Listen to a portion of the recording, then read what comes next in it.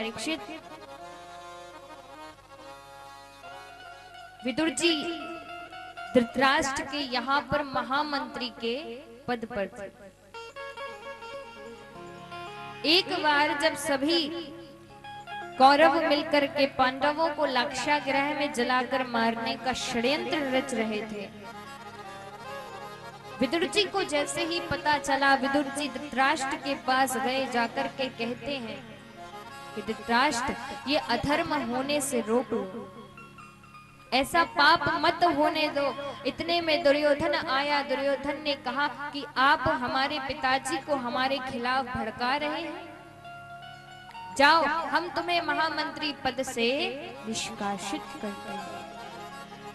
और आप विचार कीजिए, इतने बड़े महामंत्री के पद से यदि किसी को बहिष्कृत कर दिया जाए तो क्या उसे अच्छा लगेगा? लेकिन विदुर जी को जब महामंत्री के पद से बहिष्कृत किया गया तो विदुर जी बड़े प्रसन्न हुए। विदुर जी इतने प्रसन्न हुए कि अब मैं अपने प्रभु का भजन बिना किसी बाधा के कर सकता हूं, स्वतंत्र रूप से कर सकता हूं। विदुर जी ने उसी क्षण अपना सब कुछ त्याग दिया और विदुरानी जी के संग जाकर के कदली के वनों में अपनी कुटिया बनाई और वहीं पर महाराज। एक बार कन्हैया शांति दूत बनकर के हस्तिनापुर में पधारा। जब कन्हैया शांति दूत बनकर पधार रहे थे, दुर्योधन ने कन्हैया के स्वागत में बड़ी तैयारियां करवाई महाराज। बड़ी ही सुंदर तैयारियां हुई। इधर विदुरानी जी के पास जाकर के विदुर जी ने कहा कि विदुरानी जी, आज आपको पता है पूरी हस्तिनापुर नगरी दुल्हन की तरह सजी।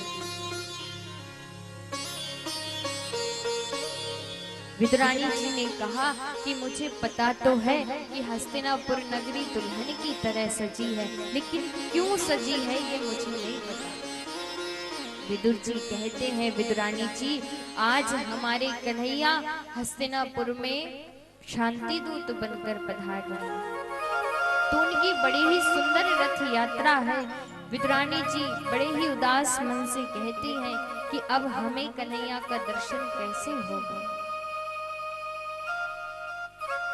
क्योंकि अब आप महामंत्री पद पर तो रहे नहीं और कन्हैया का दर्शन करने के लिए तो लाखों की भीड़ वहां होगी, तो इतनी भीड़ में हमें कन्हैया का दर्शन कैसे होगा। विदुर जी कहते हैं, विदुरानी जी आप बड़ी ही भोली हैं, हम कन्हैया का दर्शन करने अवश्य जाएंगे, क्योंकि हम कन्हैया को नहीं देख सके थे तो क्या हुआ, हमारे कन्हैया के तो 1000 नेत्र हैं, वो तो हमें देख लेंगे, इसलिए हम कन्हैया का दर्शन करने अवश्य जाएंगे। महाराज कन्हैया शांति दूत बनकर के पधारे। दुर्योधन ने बड़ा भव्य कन्हैया का स्वागत किया। सभी स्त्रियां अटारियों पर चढ़ चढ़ कर के पुष्प वर्षा कर रही हैं और बड़ा ही दिव्य भव्य स्वागत कन्हैया का किया जा रहा है। लेकिन हमारे कन्हैया तो चारों ओर किसी को ढूंढ रहे हैं। जब दुर्योधन ने देखा कि कन्हैया किसी को ढूंढ रहे हैं, दुर्योधन ने सोचा कि हमने तो इनके स्वागत में इतनी सारी तैयारियां करवाई हैं और ये पता नहीं किसको देख रहे हैं। कन्हैया चारों ओर देखने लगे कि लाखों की भीड़ में सबसे पीछे विदुर और विदुरानी खड़े थे, और जैसे ही कन्हैया की नजर विदुर जी पर पड़ी, विदुर जी की नजर कन्हैया पर पड़ी, विदुर जी तो महाराज आनंदित होकर के नृत्य करने लगे। विदुर जी ऐसा लगता है मानो कन्हैया ने आज इशारा किया है कि तुम्हारे घर अवश्य आओ। और विदुर जी तो इतने प्रसन्न हुए, नृत्य करने लगे। विदुरानी से कहा, जाओ जल्दी जाकर के घर में जाकर के गोबर का चौका लगाओ, कदली के खम्भ सजाओ, बड़ी सुंदर व्यवस्था करना, मैं अभी पांडवों के भाग्य का फैसला सुनकर आता हूँ। कृपा प्रेम से बोलिए राधे राधे राधे राधे राधे राधे राधे।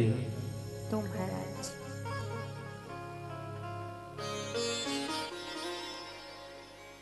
विदुरानी जी घर पे गए। इधर विदुर जी सभा में नीचे बैठे थे। दुर्योधन ने कन्हैया का स्वागत किया, सुंदर आसन पर कन्हैया विराजमान हुए। अब दुर्योधन कन्हैया से कहता है, कन्हैया आज अचानक कैसे आना हुआ? कन्हैया कहते हैं, दुर्योधन एक बात बताओ, क्या पांडव तुम्हारे भाई हैं? बोले हाँ है। तो फिर उन्हें भी अपने भाग्य का मिलना चाहिए। बोले बिना युद्ध के तो मैं एक पग भूमि भी किसी को नहीं दूंगा। कन्हैया ने कहा, दुर्योधन युद्ध की नीति को अभी तुम जानते नहीं हो। जब युद्ध होते हैं तो लाखों नारियां विधवा हो जाती हैं, हजारों बच्चे अनाथ हो जाते हैं, कई निर्दोष मारे जाते हैं। और एक शांति दूत के संग कैसा व्यवहार करना चाहिए तुम्हें इतना भी सहूर नहीं है? जैसे ही कन्हैया ने कहा, धृतराष्ट्र ने दुर्योधन का हाथ पकड़ा और कहा कि कन्हैया ये तो बचपन से ऐसा ही है, इसे क्षमा कर देना, इसकी बात पर ध्यान मत देना। दुर्योधन ने भी तुरंत अपनी बात पलटते हुए कहा, कन्हैया ये रणनीति की बातें तो फिर होती रहेंगी, ये तो राजनीति की बातें हैं, आप पहले भोजन ग्रहण कीजिए। गांधारी ने कई प्रकार के भोजन बनाए थे कन्हैया के स्वागत में। और महाराज जैसे ही दुर्योधन ने कन्हैया से कहा कि आप भोग ग्रहण कीजिए, तो कन्हैया क्या कहते हैं? कन्हैया कहते हैं कि आज मैं आपके यहाँ भोजन नहीं कर सकता। दुर्योधन कहता है, हाथ जोड़कर कन्हैया आपको भोग तो ग्रहण करना ही होगा। कन्हैया कहते हैं, दुर्योधन भोजन केवल 2 ही अवस्थाओं में किया जाता है। भोजन केवल 2 ही अवस्थाओं में किया जाता है। और कब? जब भोजन कराने वाले के मन में श्रद्धा हो, भोजन कराने वाले के मन में श्रद्धा हो और भोजन करने वाले के पेट में भूख हो। इन 2 ही अवस्थाओं में भोजन किया जाता है। अब महाराज कन्हैया कहते हैं, दुर्योधन ना तो तुम्हारे मन में श्रद्धा है और ना हमारे पेट में भूख है, तो हम तुम्हारे यहाँ भोजन नहीं करेंगे। और आज तो हम भोजन वैसे भी नहीं कर सकते, क्योंकि आज तो हमारा विदुर काका जी के यहाँ से निमंत्रण है। अब वहीं सभा में विदुर जी बैठे। विदुर जी कहते, मैंने कब इनको बुलाया? मैंने कब इनको निमंत्रण कर दिया? इशारे में कन्हैया से पूछते, कन्हैया मैंने कब बुलाया? कन्हैया कहते हैं, आप चुपचाप बैठे रहिए, हम जो कह रहे हैं बिल्कुल सही कह रहे हैं। दुर्योधन कहता है कि विदुर जी को तो स्वयं खाने को कुछ नहीं मिल पाता है, आपको क्या भोजन कराएगा? कन्हैया ने कहा, यदि निमंत्रण दिया है तो व्यवस्था भी की होगी। इधर जैसे विदुर जी ने सुना, विदुर जी तो दौड़े दौड़े गोप लोगों की बजरिया में गए, जाकर के कहीं से माखन खरीद रहे हैं, कहीं से मिश्री खरीद रहे हैं, कहीं खोबे के लड्डू बनवा रहे हैं, तरह तरह की सामग्री खरीद रहे हैं। हमारी कन्हैया नंगे पैर बिना चरण पादुकाएं धारण किए रथ में सवार हुए और सीधे विदुर जी के घर पहुंचे। जिस प्रकार भक्त भगवान के द्वार पर नंगे पैर जाते हैं, वैसे ही भगवान भी भक्त के द्वार पर नंगे पैर जाते हैं। महाराज विदुरानी जी स्नान कर रही थी। जैसे ही द्वार पर जाकर के कन्हैया ने पुकार लगाई कि काकी जी द्वार खोलिए। विदुरानी जी ने सुना कि ये तो मेरे कन्हैया की आवाज है। विदुरानी जी गीले वस्त्रों से ही दौड़ी दौड़ी आई और आकर के द्वार खोली। जब कन्हैया ने देखा कि काकी जी तो हो गई पागल हमारे आने की खुशी में, इनको तो ये भी स्मरण नहीं है कि गीले वस्त्रों से ही बाहर आ गई। कन्हैया ने अपनी काली कमरिया को जमीन पर पटक दिया और विदुरानी जी ने उसे उठा करके ओढ़ लिया। अब विदुरानी जी आसन लेकर के आई, आंगन में आसन लगाती हैं, कहती है कन्हैया आप यहाँ विराजिए, यहाँ नहीं कन्हैया आप यहाँ विराजिए, यहाँ नहीं आप यहाँ विराजिए। पूरे आंगन में कन्हैया को नचा दिया और एक स्थान पर आसन भी लगाया तो उल्टा। कन्हैया से कहा अब आप यहाँ विराजिए। कन्हैया जैसे ही विराजमान हुए, हमारे कन्हैया भी कन्हैया बड़े ही प्रेम से कहते हैं कि काकी जी कुछ खाने को है, आज बड़ी जोर की भूख लगी। और जैसे ही विदुरानी जी ने सुना कि मेरे गोविंद को भूख लगी है, मेरे कन्हैया को भूख लगी है। विदुरानी जी कहती हैं, कन्हैया अभी तो खाने को कुछ नहीं है, लेकिन बहुत जल्द तुम्हारे काका जी आएंगे तो मैं बड़ी सुंदर व्यवस्था करूंगी। तब तक दौड़ी दौड़ी कदली के वन में गई, जाकर के फल तोड़ करके लाई और कन्हैया के सामने टोकरी में रखी। कन्हैया से कहती है, कन्हैया अब अभी आप इन फलों को ग्रहण करें।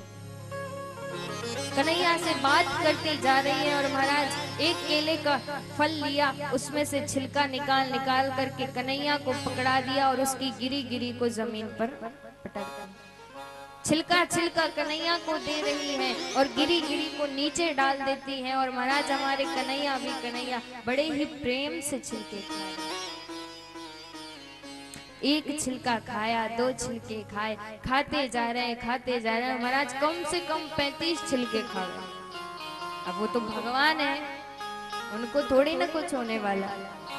खाते जा रहे हैं खाते जा रहे हैं खाते जा रहे हैं। विदुरानी जी बातें करती जा रही हैं, कन्हैया मैं इनमें अपने हाथ से जल देती हूँ।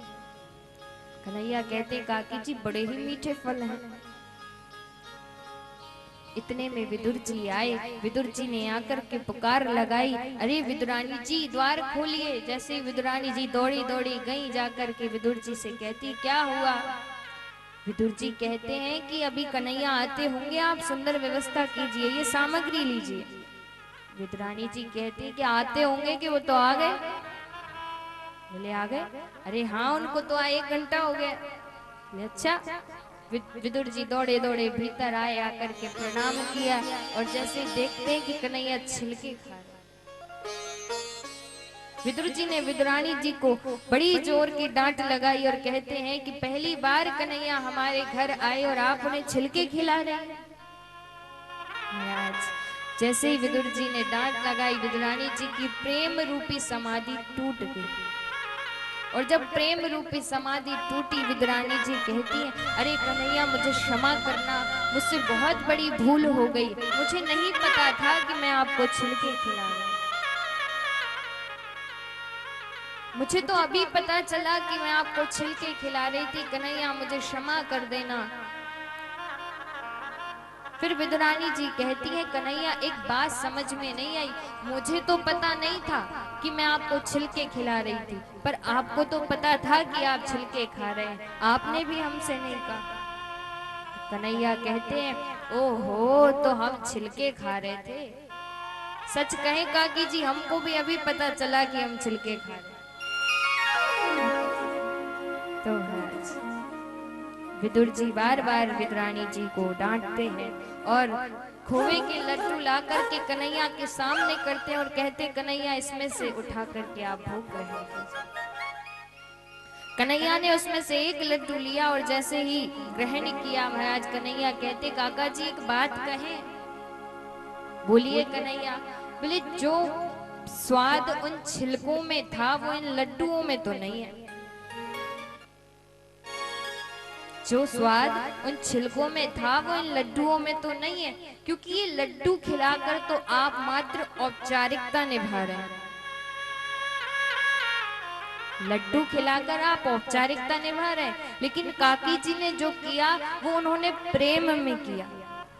उनको ये ज्ञात भी नहीं था कि वो मुझे छिलके खिला रही हैं। इसलिए जैसा स्वाद मुझे काकी जी के छिलकों में आया, वैसा इन लड्डुओं में नहीं। तो महाराज ऐसा प्रेम विदुर और विदुरानी जी का कन्हैया के प्रति कि उनकी ऐसी प्रेम रूपी समाधि लगी महाराज कि उनको पता तक नहीं चला कि वो कन्हैया को छिलके खिला रही।